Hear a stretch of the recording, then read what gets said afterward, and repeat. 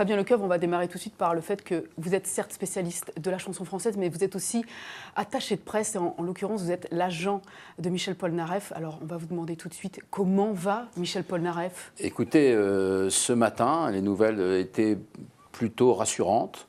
Les médecins ne pouvaient pas encore se prononcer avant peut-être jeudi soir, vendredi matin. Les médecins sont optimistes parce que les traitements commencent à faire effet avec les fameux anticoagulants. Donc c'est plutôt... Oui, il souffre d'une embolie pulmonaire. Alors oui, c'est très grave, c'est une embolie pulmonaire bilatérale. Alors moi je ne savais pas ce que ça voulait dire au départ bilatéral, c'est les deux poumons qui sont touchés.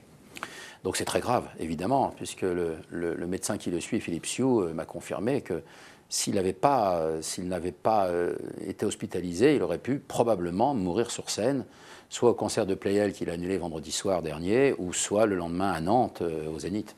Vous avez passé beaucoup de temps à son chevet, est-ce que vous pouvez lui parler? Vous avez pu lui parler ces dernières heures, par Oui, exemple? mais il se repose beaucoup, donc j'évite de le fatiguer, en tout cas. Qu'est-ce qu'il vous dit? Il est très déçu, déjà, d'avoir manqué les deux rendez-vous avec son public, le 2 décembre. Il y tenait à faire ce concert parce que il avait commencé salle Pleyel. Les premiers concours qu'il passait lorsqu'il était môme à 10-11 ans, c'était souvent la salle Pleyel. On lui a remis plusieurs fois le prix, Léopold Bellan d'ailleurs, qu'il a remporté à plusieurs reprises, donc salle Pleyel encore.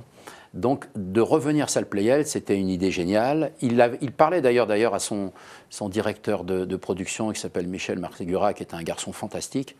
Il avait de cesse déjà 3 jours avant de lui expliquer qu'il ne voulait pas faire une entrée sur scène comme d'habitude.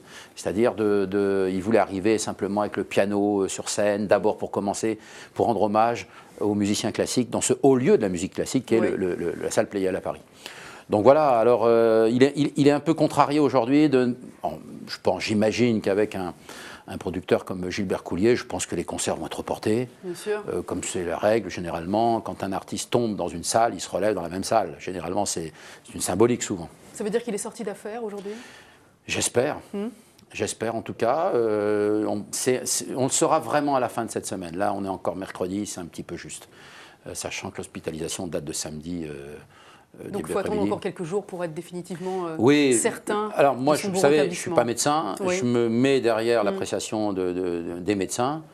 Et il reste optimiste encore entre hier soir et ce matin pour que le traitement fasse effet. Mais ils m'ont quand même confirmé que ça allait prendre entre 5 et 6 mois. Donc bon, je pense qu'il ne remontera pas sur scène avant 5 ou 6 mois, je pense, pour aller au bout de son traitement. Il est condamné à rester en France, finalement, parce qu'il ne peut pas reprendre l'avion.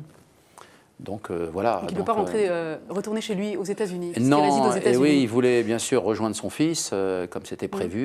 Et puis finalement, je pense que... C'est son fils qui viendra à lui. C'est son fils qui va venir à lui, je pense, d'ici quelques jours, ou pour les fêtes en tout cas, dès qu'il a fini l'école.